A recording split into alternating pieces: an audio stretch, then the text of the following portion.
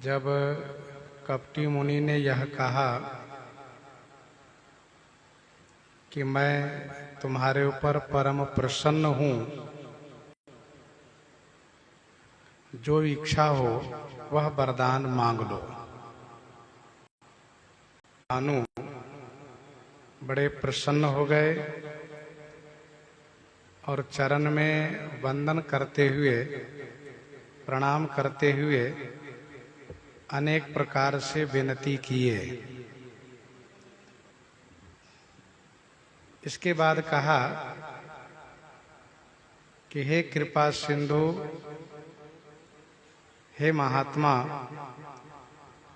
आपके दर्शन मात्र से मुझे चारों पदार्थ प्राप्त हो गए हैं। यद्यपि चारों पदार्थ पहले से मुझे प्राप्त थे, पर वह मेरे लिए थे। अब मैं औरों को दे सकता हूँ।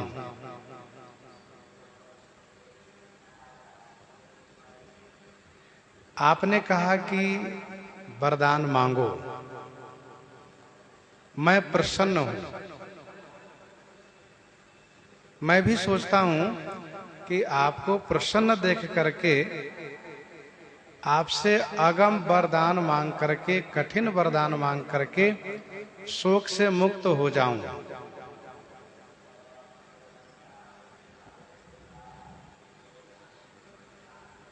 जरा मरण दुख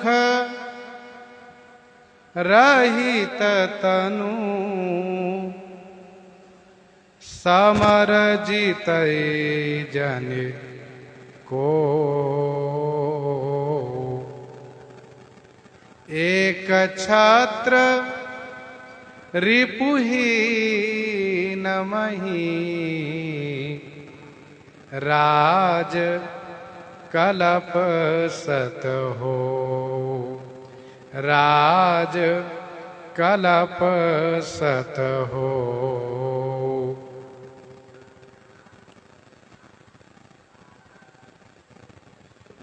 जरा मरण दुख रहित तनु, समर जीतई जनि को। जरा माने बुढ़ापा और मरण माने मृत्यु। बुढ़ापा और मृत्यु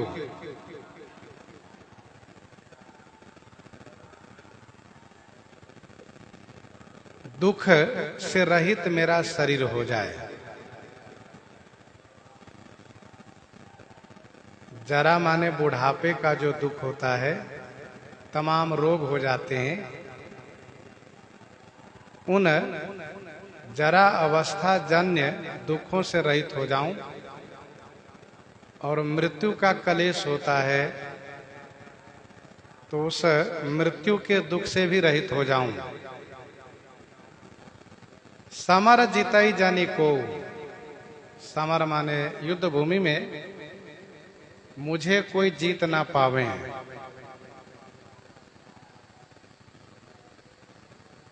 एक छत्र अर्थात केवल मेरे सिर पर ही राज्य छत्र हो, किसी और के सिर पर राज्य छत्र न हो। एक छत्र, एकमात्र मैं ही छत्रधारी बनूं। रिपुहीन मही, रिपु माने शत्रु से रहित मेरा राज्य हो, और वह राज्य 100 कल्प तक हो। राज कल्प सत हो, 100 कल्प तक के लिए मेरा राज्य हो।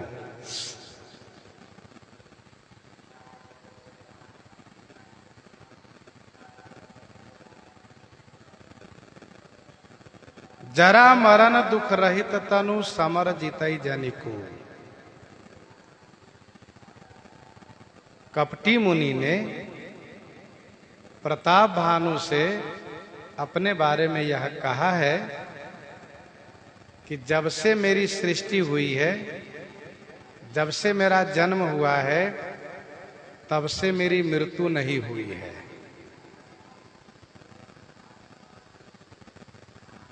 तो प्रताप भानु सोचता है कि जब इन्होंने तप के प्रभाव से अपने आप को मृत्यु से मुक्त रखा है, तो मेरे ऊपर प्रसन्न होकर के मृत्यु से मुक्त हमें भी बना देंगे।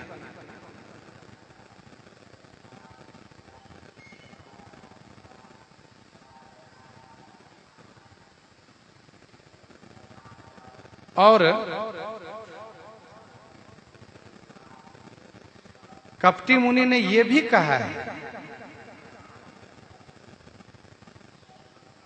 कि मेरे लिए संसार में कुछ भी दुर्लभ नहीं है। मेरे लिए संसार में कुछ भी दुर्लभ नहीं है, क्योंकि मैं तप में प्रवृत्त हूं और तपते अगमन कछु संसारा।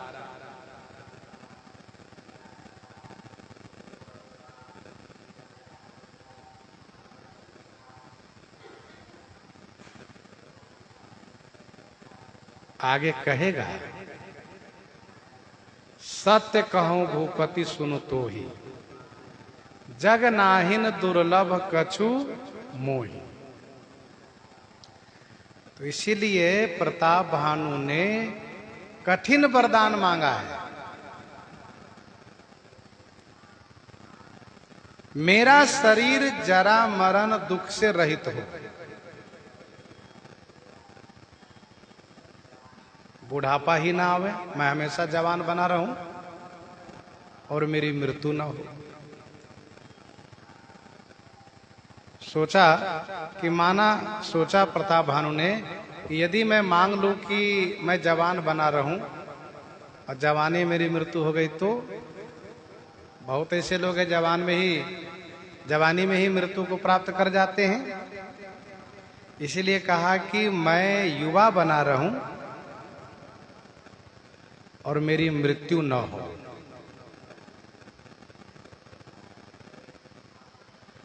मान लिया कि बुढ़ापा भी नहीं आई और मृत्यु भी नहीं आई, लेकिन युद्ध में यदि कोई शत्रु बंदी बना करके कारागार में बंद कर दिया, अपने अधीनस्थ कर लिया, तब तो उस समय मुझे बहुत खलेगा। मैं वृद्ध भी नहीं हो सकता, मैं मर भी नहीं सकता, लेकिन मैं शत्रु के अधीन हो गया। शत्रु ने मुझे विवश कर लिया, अपने वश में कर लिया। तो अरिवश दैव जियावत जाही, अरिवश दैव जियावत जाही, मरण नीक तेहि जीवन चाही। जब कोई शत्रु के अधीनस्थ हो जाता है और वह अनेक प्रकार से कष्ट देता है, सांसती देता है, खाने को नहीं देता, पीने को नहीं देता है, मारता रहता है और मरने भी नहीं देता है, उस समय उसको बहुत क्लेश होता है। फिर वो सोचता है कि अरिवश दैव जियावत जाही, मरण नीक तेहि जीवन चाही। शत्रु के वश में होकर के जीने से अच्छा है मर जाता है। इसीलिए प्रताप भानु ने कहा कि समर जीतई जानी को, युद्ध भूमि में मुझे कोई जीत न सके। ना मैं वृद्ध हूं, न मैं वृद्ध बनूं, ना मैं मरूं, और ना युद्ध में मुझे कोई जीते।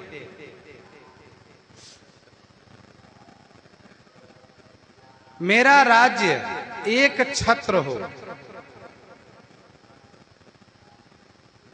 और मेरे राज्य में मेरा कोई शत्रु भी न रहे, कपटी मुनि सोच रहा है कि देखो, सब कुछ प्राप्त कर लिया इन्होंने, फिर भी इनकी चाहना गई नहीं।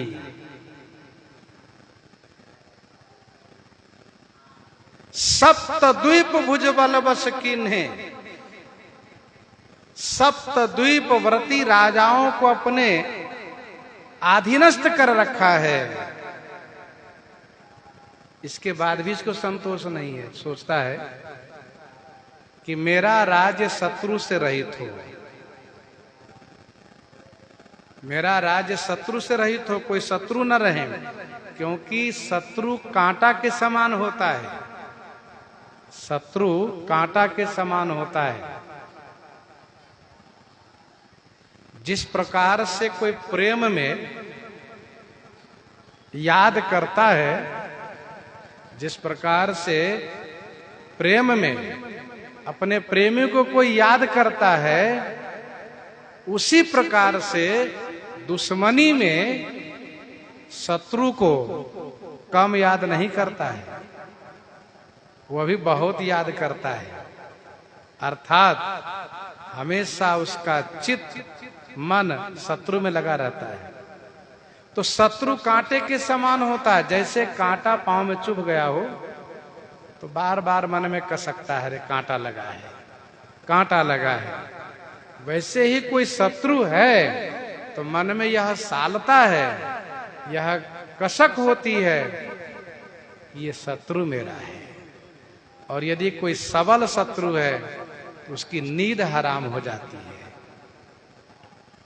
खाना पीना मुश्किल हो जाता है। इसलिए कहा कि एक छत्र रिपुहीन मही राज कल्पसत हो, 100 कल्प तक मेरा राज्य रहे। प्रताप भानु भी जानता है कि एक कल्प के बाद प्रलय हो जाता है, एक कल्प के बाद प्रलय हो जाता है। फिर भी इसने मांगा कि मेरा राज्य 100 कल्पों तक हो।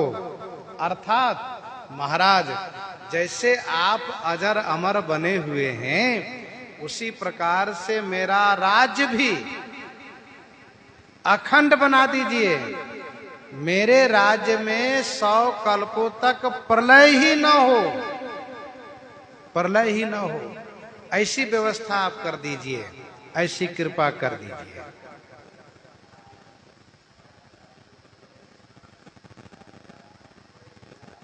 किसी ने कहा कि प्रताप भानु में न तो ज्ञान है न भक्ति है। यदि ज्ञान होता तो यह सोचता कि जब प्रकृति का नियम है कि एक कल्प के बाद प्रलय होना, तो वह प्रलय कैसे रुकेगा। और यदि भक्ति होती तो वह भगवान की भक्ति मांगता, भगवान के दर्शन कराने हेतु प्रार्थना करता कि भगवान का दर्शन करा दीजिए। दूसरे संत ने ये कहा कि राजा ज्ञानी भी है, राजा में भक्ति भी है, क्योंकि करहि जे कर्म धर्म मन बानी वासुदेव अर्पित नृप ज्ञानी। वस्तुतः है क्या? तो वस्तुतः यही है, वास्तविकता में यही है कि बोले बिहसी महेश तब ज्ञानी मूढ़ न कोई, जहि जस रघुपति करहि जब सो तस तेहि छन होई। तीसरे संत ने कहा कि भाई ज्ञान उसका उतना ही था कि कर्म भगवान को अर्पित नहीं करोगे तो वह बंधन के कारण होगा, इसलिए कर्म भगवान को अर्पित कर देता है। परंतु करता तो है, करता तो था अर्पित, करता तो था, अर्पित करता था। इन बातों को भी ध्यान में रखना चाहिए। वस्तुतः श्री राम जी की जैसी इच्छा, राम की न चाहे सोई होई, राम की न चाहे सोई होई। तो इन्होंने मांगा कि एक छत्र रिपुहीन मही राज कल्प सत हो। संसार में वासना जल्दी किसी की जाती नहीं है। जिन पर भगवान की अतिशय कृपा हो जाए वही वासना से मुक्त होता है।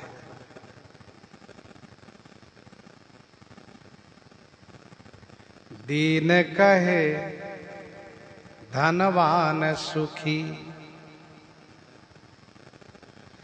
दीन कहे धनवान सुखी, धनवान कहे सुख राजा को भारी, राजा कहे महाराजा सुखी, महाराजा कहे सुख इंद्र को भारी। इंद्र कहे चतुरानन सुखी, चतुरानन कहे सुख शंभु को भारी। तुलसीदास विचारी कहे श्री राम भक्ति बिना, श्री राम बिना सब जीव दुखारी। क्योंकि राम भजन बिनु सुनौ खगेसा, मिटहि न जीवन केर कलेसा।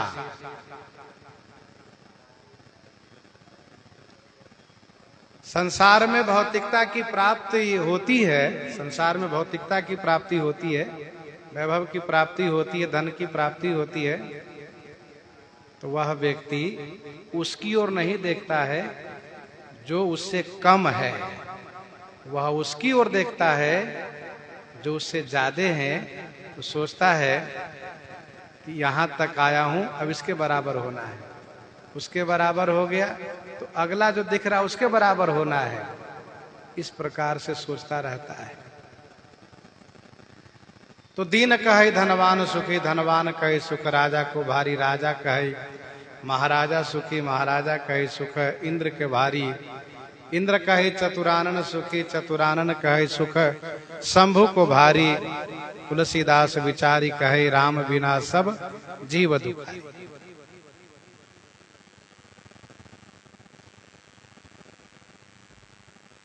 गज धन रथ धन बाजी धन, गज धन रथ धन बाजी धन और रतन धन खान। जब आवे संतोष धन तो सब धन धूरी समान। जब मन में यह विचार आता है ये संसार तो नश्वर है, एक दिन सब यहीं छूट जाएगा, सबको छूट गया मेरा भी छूट जाएगा, छूट ही जाता है, क्यों परेशान हो रहे हो। तब उसको लगता है कि बस भगवान की ओर चलो, 2 कदम भगवान की ओर चलो। संसार की ओर बहुत कदम चल चुके हैं, लेकिन जहां चाहना की बात है वहां तो फिर चाहना समाप्त नहीं होती है। मरणासन पर पड़ा हुआ व्यक्ति भी, जिसको ये पता है कि मैं राज रोग से ग्रस्त हूं, राज रोग से ग्रस्त हूं, मुझे बचने की संभावना नहीं है, बचने की संभावना नहीं है। बड़े बड़े राज रोग, कैंसर आदि से बड़े बड़े राज रोग है, लेकिन इसके बाद भी उसको ये चाहना बनी है कि हम स्वस्थ हो जाएंगे। तो इस प्रकार से अपने परिवार वालों के लिए धन का संचय करेंगे, धन का संचय करेंगे, इस प्रकार से विचार करता है, सोचता है। जैसे प्रताप भानु के मन में इतनी बड़ी चाहना हो गई कि एक छत्र रिपुहीन मही राज कलप सत हो। प्रलय 4 प्रकार के बताए गए हैं। नित्य प्रलय, एक है नित्य प्रलय, भागवत जी में इसका वर्णन है। नित्य प्रलय वह है जो नित्य प्रलय होता रहता है, रोज मरण होता है।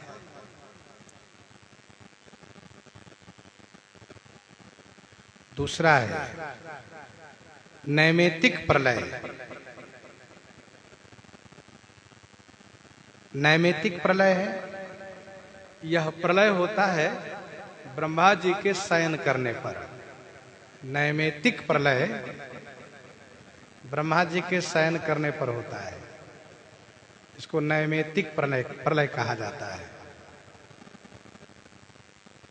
ब्रह्मा जी कब सोते हैं? कहा दिन भर काम करने के बाद रात्रि में सो जाते हैं। रात्रि बनाई गई है सोने के लिए, विश्राम करने के लिए।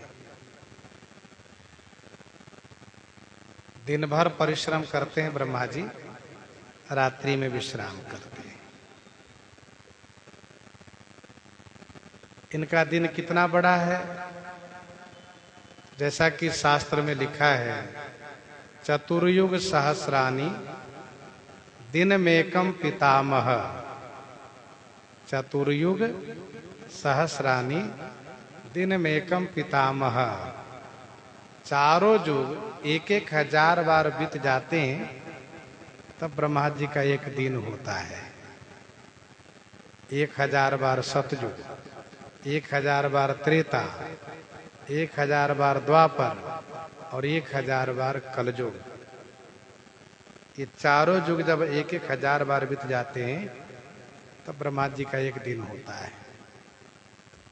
इतनी लंबी रात्रि भी है, इतनी लंबी रात्रि भी है। ब्रह्मा जी महाराज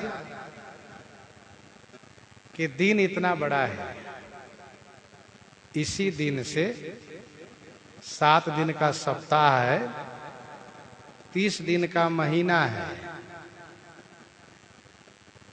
धर्म शास्त्र में 30 कल्पों के नाम वर्णित है, कहीं कहीं और भी नाम बताए गए हैं, और 30 कल्प के नाम वर्णित है। एक दिन एक कल्प हुआ, 30 कल्प के नाम वर्णित है। 30 दिन के महीना होता है, 12 महीने का वर्ष होता है, और 100 साल की, उसी समय से, उसी महीने वर्ष से 100 वर्ष की ब्रह्मा जी की आयु है। ब्रह्मा जी की आयु के 2 प्रार्ध कहे जाते हैं। 50 वर्ष को एक प्रार्ध कहा जाता है, और फिर 50 वर्ष, उसको भी एक प्रार्ध। 2 प्रार्ध की आयु है उनकी। श्री ब्रह्मा जी के 50 वर्ष बीत चुके हैं। श्री ब्रह्मा जी के 50 वर्ष बीत चुके हैं। 51वां वर्ष प्रारंभ हुआ है। अभी आधी आयु ब्रह्मा जी की बाकी है, अभी आधी आयु ब्रह्मा जी की बाकी है। तो ब्रह्मा जी महाराज जब रात्रि को शयन करते हैं, तो संसार जलमय हो जाता है। इसीलिए उनका नाम है नैमित्तिक प्रलय।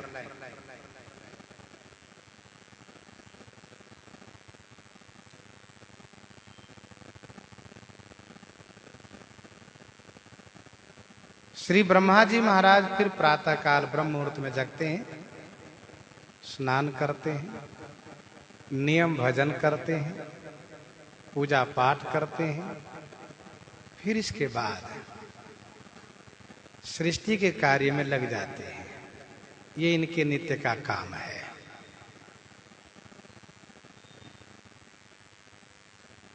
तीसरा प्रलय है प्राकृतिक प्रलय। तीसरा प्रलय है प्राकृतिक प्रलय।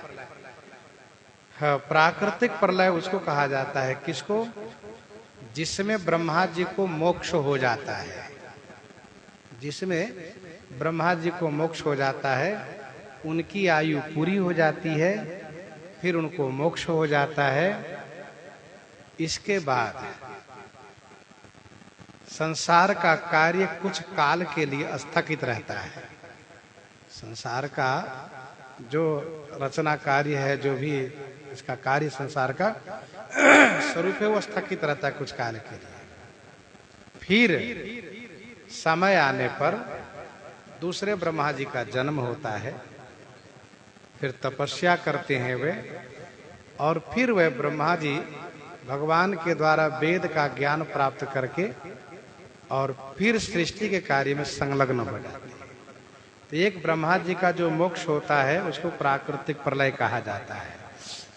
चौथा प्रलय है जिसका नाम है आत्यांतिक प्रलय। चौथा प्रलय है जिसका नाम है आत्यांतिक प्रलय। आत्यांतिक प्रलय उसके लिए है, किसके लिए? जो जीव संसार सागर से मुक्त होकर के भगवान के धाम को प्राप्त करता है। जो जीव संसार सागर से मुक्त होकर के भगवान के धाम को प्राप्त करता है, जो भगवत धाम प्राप्त करता है, उसी के लिए आत्यांतिक प्रलय कहा जाता है। ये 4 प्रलय का वर्णन है श्रीमद् भागवत जी में।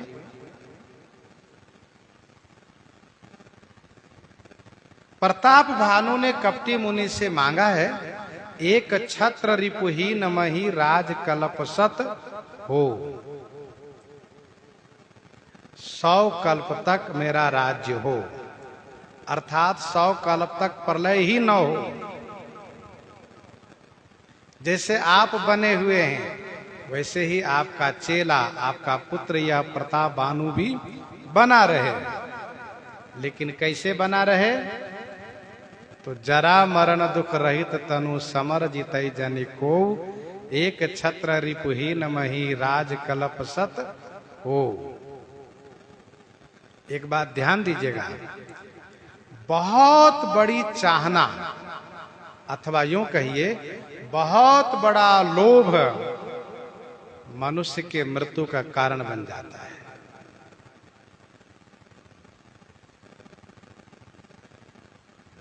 प्रताप भानु ने बहुत बड़ा वरदान मांगा है।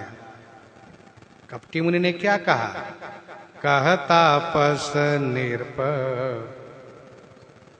ऐसे ही हो, कारण एक कठिन सुनु सो। कहता पस निरप ऐसे ही हो,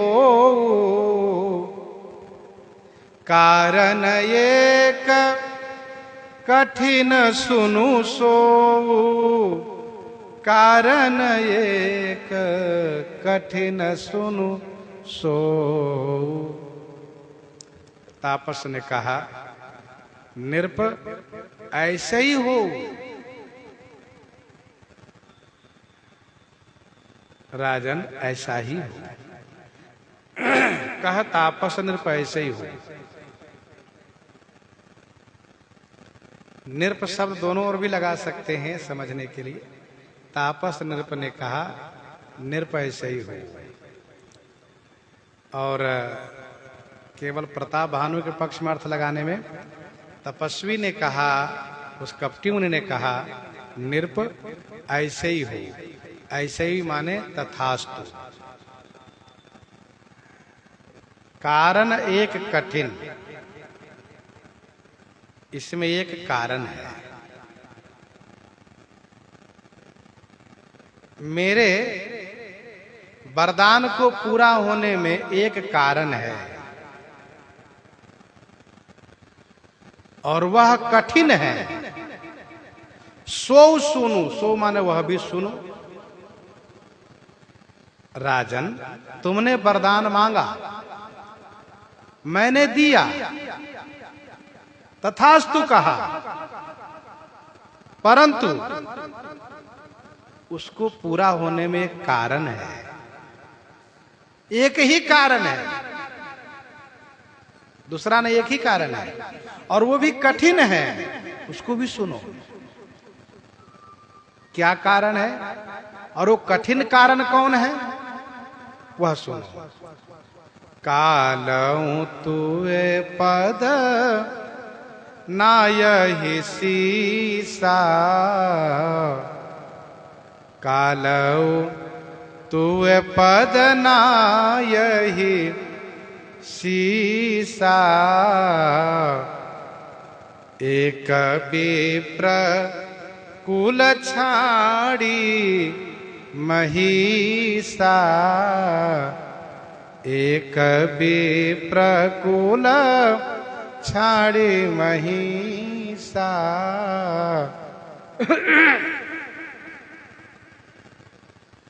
कालव माने काल भी, तुए पद माने तुम्हारे चरणों में शीशा नाये, काल भी तुम्हारे चरणों में शीश नवाएगा।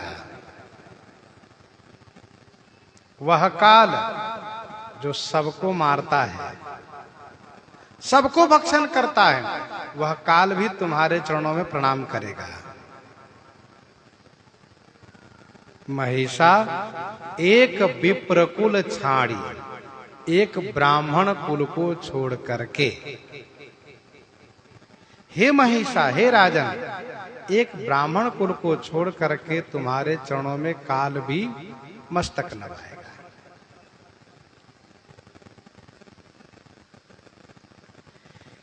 मेरे वरदान को सफल होने में ब्राह्मण ही अवरोधक है।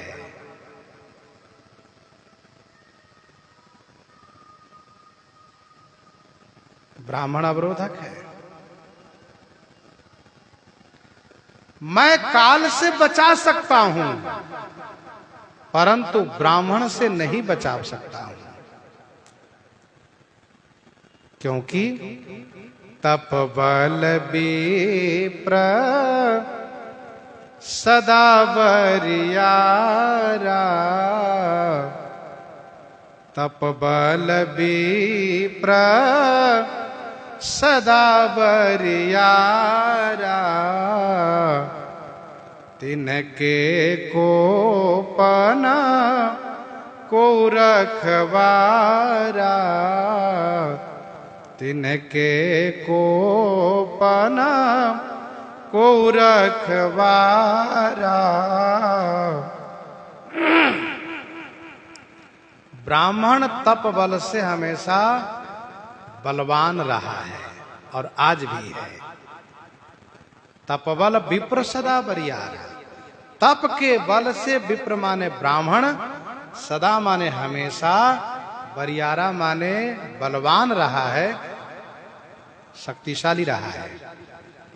तिनके कोपन को रखवारा, उनके क्रोध से कोई बचा नहीं सकता, मैं भी नहीं बचा सकता, उनके क्रोध से मैं भी नहीं बचा सकता। तप बल विप्र सदा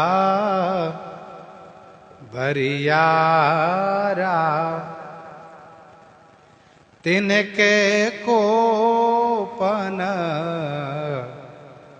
को रखवारा।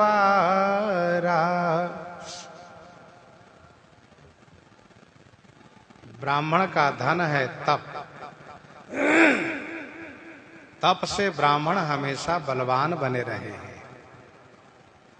ब्राह्मण जब तप से विमुख होता है, तब उसको सामान्य लोग भी आंख दिखाना शुरू करता है,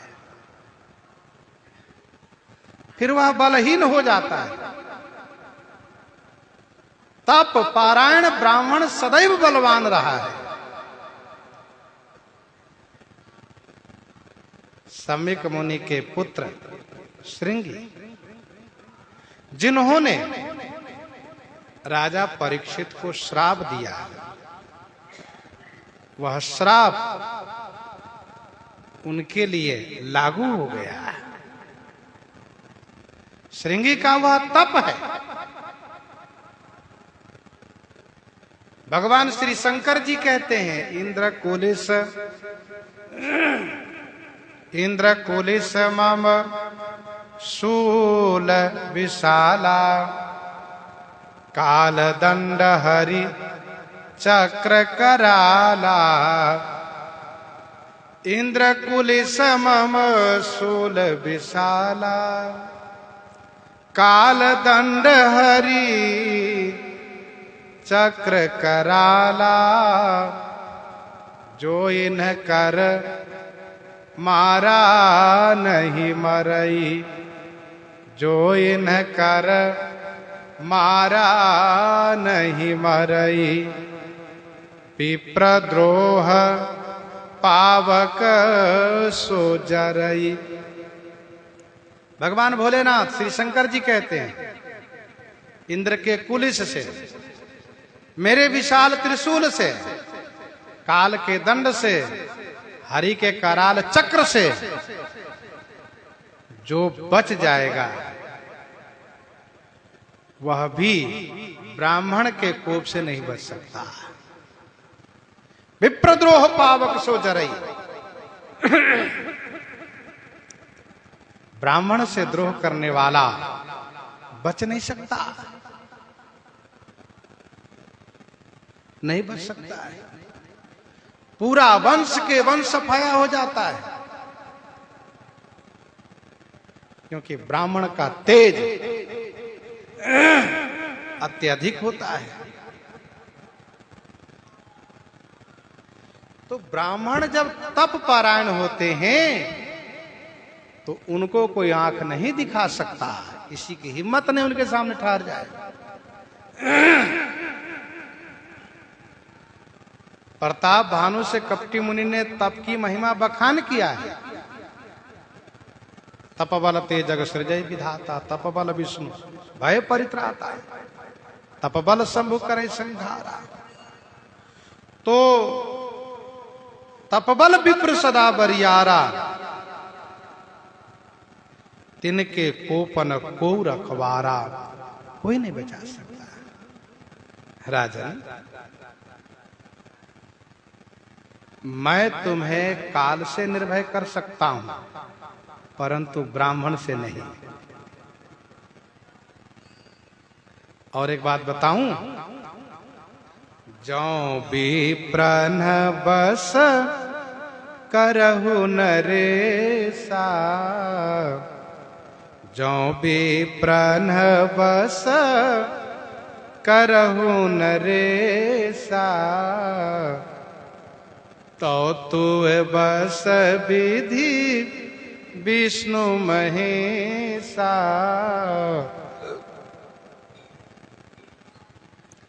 कपटी मुनि इस बात को भली भांति समझता है कि प्रताप भानु को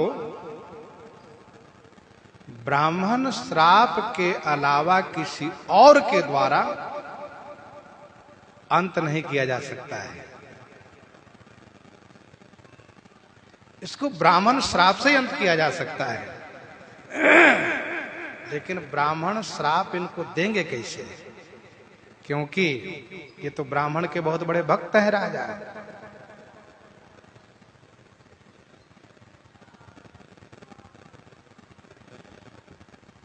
ब्राह्मण के बहुत बड़ा भक्त है। विप्र भवन सुर भवन सुहाए, सब तीरथन विचित्र बनाए, गुरु सुर संत पितर महिदेवा, करे सदा नृप सब कई सेवा।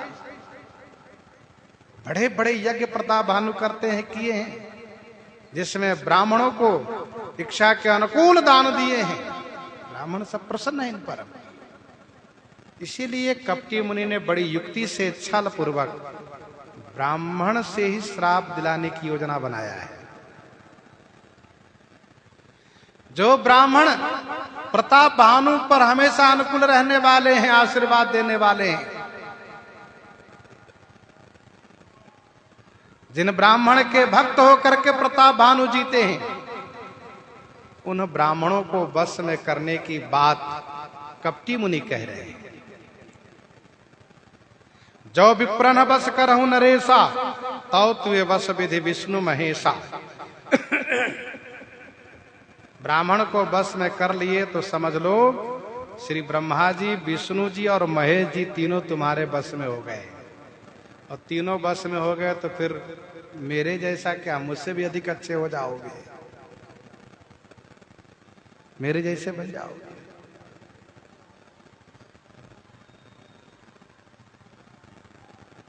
जो विप्र न बस करहु नरेशा। यह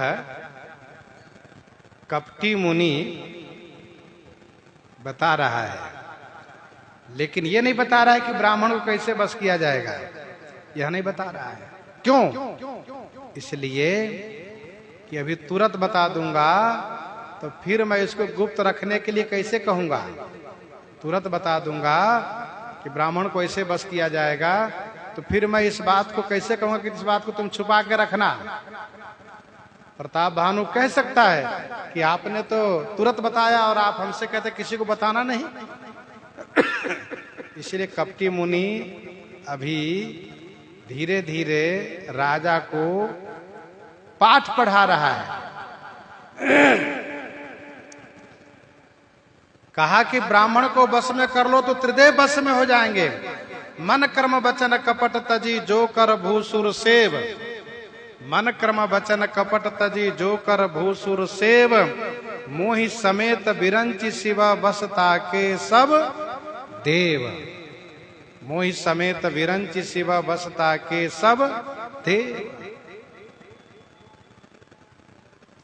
तो तुए बस विधि विष्णु महीसा। राजन सावधान, ब्राह्मणों के साथ जबरदस्ती मत करना, क्योंकि कपटी मुनि इस बात को समझ रहा है कि इसने राजाओं के साथ जबरदस्ती किया है, तो कहीं ऐसा न हो कि ब्राह्मणों के साथ जबरदस्ती करें। सो नहीं, कपटी मुनि चाहता है कि बड़े बड़े श्रेष्ठ ब्राह्मणों को आमंत्रित करें और उनके द्वारा इनको श्राप हो। इसलिए ब्राह्मण से जबरदस्ती नहीं, ब्राह्मण से द्रोह नहीं। कहा चलन ब्रह्म कुल सन बरियाई। सत्य कहूं दो भुजा उठाई। चलन ब्रह्म कुल सन बरियाई। सत्य कहूं दो भुजा उठाई। चलन ब्रह्म कुल सन बरियाई। ब्रह्म कुल सन बरियाई न चल। ब्रह्म कुल सन माने ब्राह्मण कुल से, बरियाई माने जबरदस्ती नहीं चलेगी। सत्य कहूं दो भुजा उठाई। दो भुजा उठाई सत्य कहूं, इस बात को मैं दोनों भुजा उठा करके प्रतिज्ञा पूर्वक सत्य कहता हूं।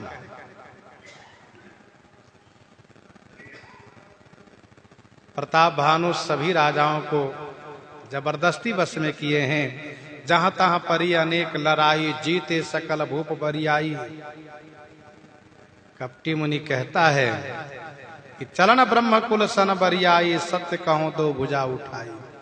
मैं इस बात को दोनों भुजा उठा करके प्रतिज्ञा पूर्वक सत्य कहता हूं।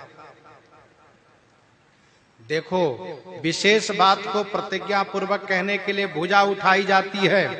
पन विदेह कर कहि हमा भुजा उठाई विशाल।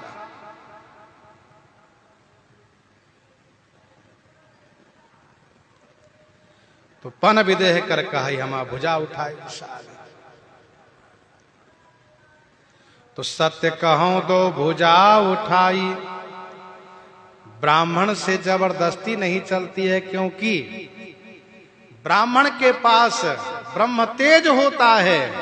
उस ब्रह्म तेज के सामने क्षत्रिय का छात्र बल नहीं चल पाता है, क्षत्रिय बल नहीं चल पाता है।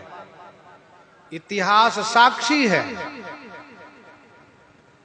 श्री वशिष्ठ जी में और विश्वामित्र जी में विरोध हो गया था। विश्वामित्र जी महाराज ने तप करके भगवान शिव को प्रसन्न करके उन तमाम अस्त्र शस्त्र को प्राप्त किया और श्री वशिष्ठ जी को जाकर के ललकारा। श्री वशिष्ठ जी युद्ध के लिए सामने खड़े हो गए। श्री विश्वामित्र जी महाराज ने उन तमाम दिव्य अस्त्र शस्त्र का प्रयोग किया, लेकिन श्री वशिष्ठ जी के उस ब्रह्मदंड के सामने उनके सारे अस्त्र शस्त्र कुंठित रह गए, निष्फल हो गए। तब विश्वामित्र जी महाराज ने क्षत्रिय बल को धिक्कारते हुए धिग बलम क्षत्रिय बलम ब्रह्म तेजो बलम बलम ऐसा कहते हुए संकल्प किए, प्रतिज्ञा किए कि मैं भी ब्राह्मण बन के दिखाऊंगा। और ब्राह्मण बनने के लिए उन्होंने घोर तप किया, तब जाकर के वे ब्रह्मर्षि पद प्राप्त किए। कहने का भाव यह है कि ब्राह्मण के पास ब्रह्म तेज होता है, उस ब्रह्म तेज के सामने किसी का तेज काम नहीं करता है, कोई शक्ति काम नहीं करती है। तभी तो रावण आदि दुष्टों के इतने बड़े अत्याचार के बाद उस दंडकारण्य में श्री अगस्त जी, सरभंग जी, सुतीक्षण जी, अत्रि जी जैसे संत महापुरुष बने रह गए, और श्री राम जी सकल मुनि के आश्रम ही जाई जाई सुख दिन। ब्रह्म तेज था उन सब में, जिनका तेज किसी कारणवश नष्ट हो गया था, उन्हीं ऋषि मुनियों को ये असुर लोग भक्षण कर गए थे। निश्चर निकर सकल मुनि खाए। तो कपटी मुनि ने कहा कि चलन ब्रह्म कुल सन बरियाई, सत्य कहो दो भुजा उठाई। भुजा उठाई कहो पन रूपी। और राजन विप्र श्राप बिनु सुनु महिपाला, विप्र श्राप बिनु सुनु महिपाला, तोर नास नहीं कवने हूँ काला, तोर नास नहीं कवने हूँ काला, विप्र श्राप बिनु सुनु महिपाला।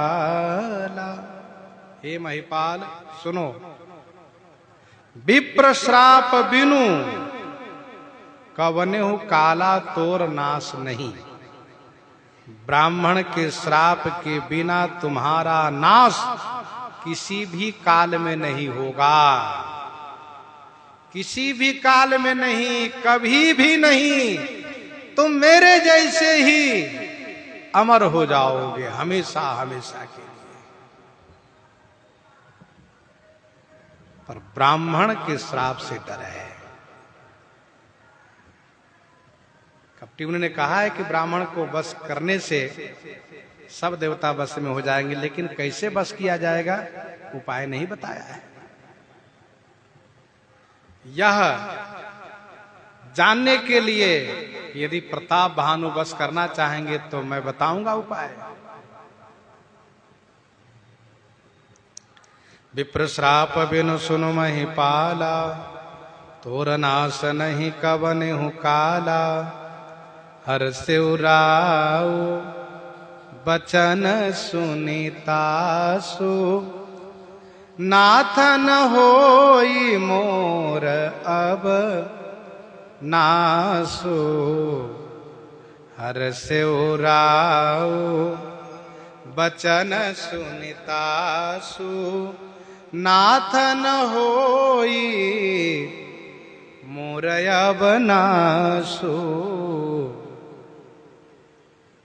राउ तासु बचन सुनि हर्षिव। राउ राजा तासु बचन सुनी, उस कपटी मुनि के वचन सुन करके हर्षिव माने प्रसन्न हो गए और कहा, नाथ न होई मोर अब नासु। हे नाथ, अब मेरा नाश नहीं होगा। नाथ न होई मोरे अब नासु, अब मेरा नाश नहीं होगा भगवान। क्यों? इसलिए कि प्रताप भानु ऐसा मानता है कि ब्राह्मण सब तो मेरे ऊपर प्रसन्न हमेशा रहते हैं, ब्राह्मण क्यों श्राप देंगे? मैं ब्राह्मण का भक्त हूं, इसलिए मेरा नाश नहीं होगा। हाँ, किसी और से डर दिखवा दे तो भले डर लगता, ब्राह्मण से कोई डरने की बात नहीं है। हर से उराव वचन सुनतासु, नाथ न होई मोर अब नासु। तब प्रसाद, तब प्रसाद प्रभु कृपा निधाना। मोकह सर्व काल कल्याणा। तब प्रसाद प्रभु कृपा निधाना। हे कृपा निधान प्रभु, तब प्रसाद माने आपकी कृपा से, मोकह सर्वकाल कल्याणा। मोकह माने मुझे सर्वकाल में कल्याण ही कल्याण होगा। हे कृपा निधान, दया के निधान प्रभु, समर्थ प्रभु माने समर्थ।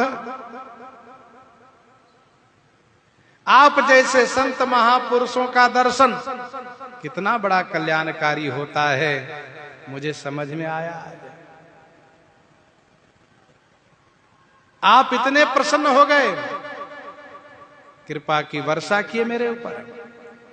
हे कृपा निधान प्रभु, आपकी कृपा से मुझे तो सभी काल में कल्याण है। सर्वकाल अर्थात 100 कल्प अब नहीं, अब कल्प की सीमा में नहीं। क्योंकि कपटी मुनि ने कहा तोर नाश नहीं कब ने उकाला। प्रताप भानु कहते हैं हाँ महाराज, अब मौका सर्वकाल कल्याणा। तो कपटी मुनि ने झट से एवं मस्तु कहा। एवं मस्तु कही कपट मुनि बोला कुटिल बहोरी। मिलब हमार भुलाव निज, कहु तमहिन खोरी। कहु त हमहिन खोरी। एवं अस्तु कही कपट मुनि बोला कुटिल बहोरी। कपट मुनि ने एवं अस्तु कही माने तथास्तु कहा। एवं अस्तु पहले भाषा में कहा, कहतापस नृप ऐसे हो। अब संस्कृत में कहा एवं अस्तु। एवं अस्तु यह ऐसा ही हो। एवं अस्तु कही कपट मुनि, कपटी मुनि ने एवं अस्तु कह करके बहोरी कुटिलता करते हुए बोला, कुटिलता पूर्वक बोला क्या? मिलब हमार भुलाव निज, कहु तमहिन खोरी। हमारा मिलना और तुम्हारा भुलाना, हमसे मिलना और तुम्हारा भूलना, वन में भटकना, यदि इस बात को किसी से कह दिए तुम, तो फिर मेरा दोष मत देना, तुम फिर समाप्त हो जाओगे, मर जाओगे, नहीं बचोगे। मिलब हमार भुलाव निजा, कहो तो हम ही ना खोरी। बहुत बड़ा धूर्त है कपटी मुनि। एवमस्तु कहि कपट मुनि। कपट मुनि, कपटी मुनि मतलब ऊपर से कहा एवमस्तु और अंदर से कहा जल्दी मरो, बहुत जी लिए तुम। इसलिए गोस्वामी जी ने कहा कपट मुनि, हृदय में कुछ और है, ऊपर कुछ और है। एवमस्तु कही कपट मुनि, बोला कुटिल बहो। अब फिर कुटिलता करने जा रहा है। क्या कह रहा है कि हमारा और तुम्हारा मिलना और तुम्हारा वन में भटक जाना, इस बात को किसी से मत कहना। और यदि किसी से कहे तुम तो फिर मुझे दोष मत देना बाद में कि महाराज आपके चेला कैसी दशा कैसी हुई। मिला वह हमार, जैसे कहा प्रताप भानु ने कि फिरत आहे रे पर्यो भुलाई, बड़े भाग देखो पधाई।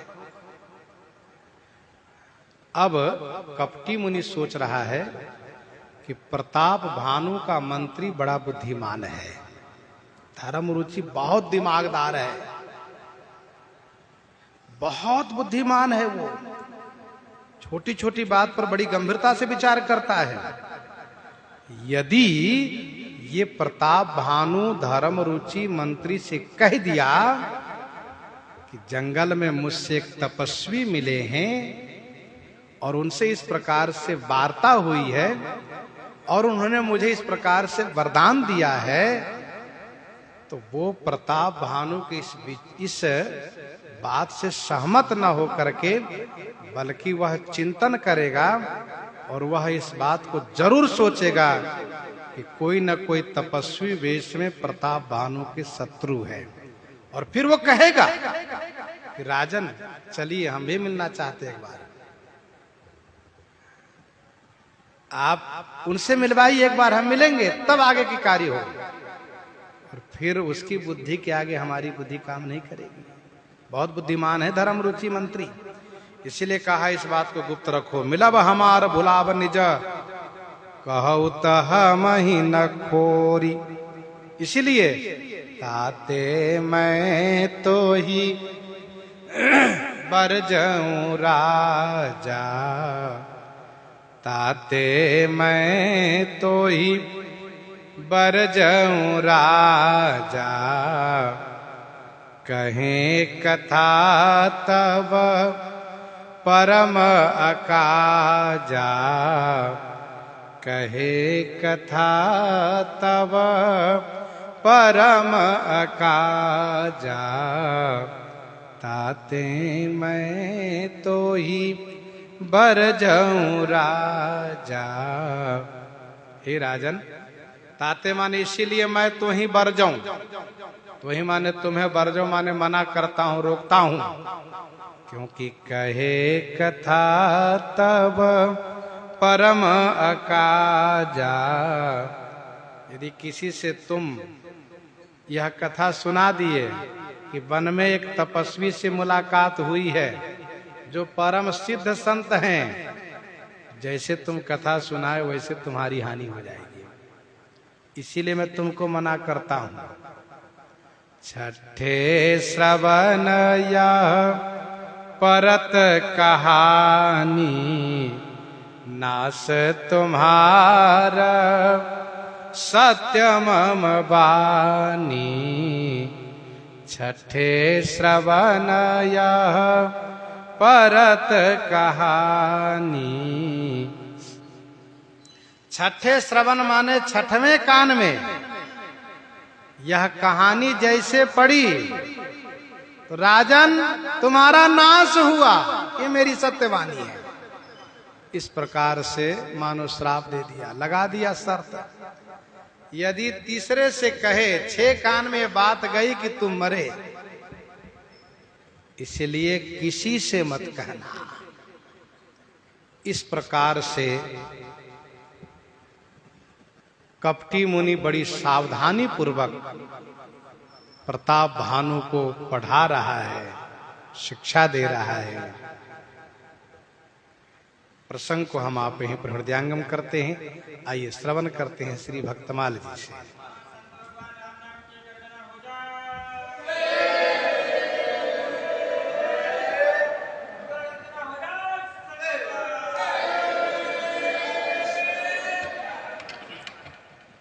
जैसे कि